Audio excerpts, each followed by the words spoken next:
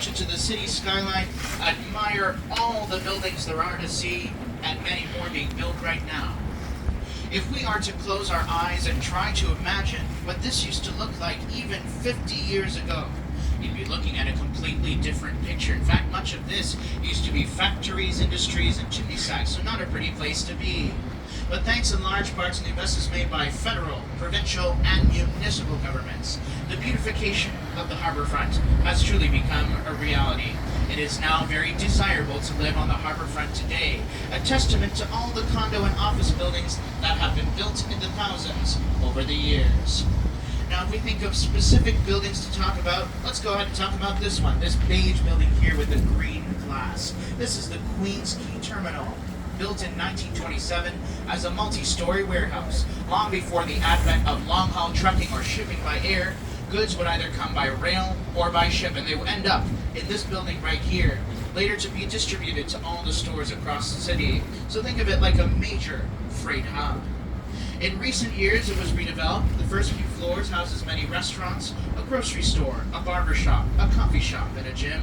The upper floors of the original structure are now used for office space, and the top floors are condo units. So imagine living on that top floor, just having to take the elevator down to the grocery store. Pretty convenient if you ask me. Just ahead of it, you'll notice that brown brick structure with the chimney stack called the power plant. Still called a power plant, but no longer produces electricity, and it used to be the main power station for all the buildings along the harbourfront until the early 1990s. It too has since been redeveloped, housing many art exhibits and art workshops for the children to check out year-round. And what better way to talk about the city skyline if we aren't to mention the most imposing building of them all, The tower. being the CN Tower. CN standing for Canadian National Railways, as they were the ones who funded most of the construction of the tower back in the day. It also stands on their former railway track property. In recent years, it was renamed to Canada's National Tower, as that sponsorship no longer exists. In any case, it stands at a whopping 553 meters, or 1,815 feet in the air. When it was completed in 1976, it held the title for the tallest freestanding structure in the world. Imagine that, the tallest building in the world. Well, it held that title for the next 30 years or so, until the Burj Khalifa took over. That's the one in Dubai, and that one still holds the record as of today. So if you want to visit it, you certainly can. You'll take a high-speed elevator up to the main observation deck. From there, you'll find the many panorama windows that surround the entire circumference of the deck, as well as the famous 360 restaurant. Yes, the same restaurant where the floor slowly turns a full 360 degrees. That way, when you sit down to eat lunch or dinner, when you look out the window, you'll never have the same view twice. That's how good it is. Oh, wow. Now, if you'd like to go even higher, there is a smaller observation deck just to the front of the tower before it turns white, and that is called the Sky Pod. Now, if you're feeling very adventurous and willing to splurge a lot of money, then you can also do the edge walk, walking on the outside of the observation deck. So if you look at the main deck there, you'll notice there's a metal ring on the top of it.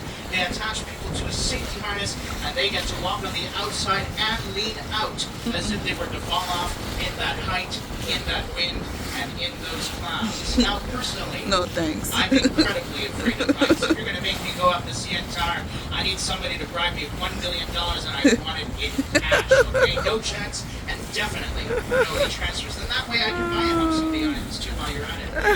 And because even if you were to give me that money, I'm not putting 1 foot up the tower. That's for sure. I keep true to my promise. I'll start running away with that money. Suitcase filled with cash. A few other places I'd like to point out before we round up for today. I'm sure you've noticed that while waiting to depart from the dock earlier today, the Harbourfront Center stage, many free concerts and events happen here in the summertime, so that's always something to check out if you're here in the summertime. Across the water, we have the Amsterdam Brew House, so if you didn't eat lunch yet and you're looking for a nice pint of beer, then that's the place to go. And beside that, too, a smaller building with a green roof That is the Marine Police units. Whenever there are troubles on the water, they have boats so fast they can be there within 2 minutes or less. And last but not least, you can just see it behind the Radisson Blu Hotel. We'll talk about it right here, right now. The large white dome, the Rogers Center, where all of our baseball games and large concerts are held. Yes, the roof opens up. It takes 20 minutes to open up, letting lots of sunshine and fresh air for the spectators and the players.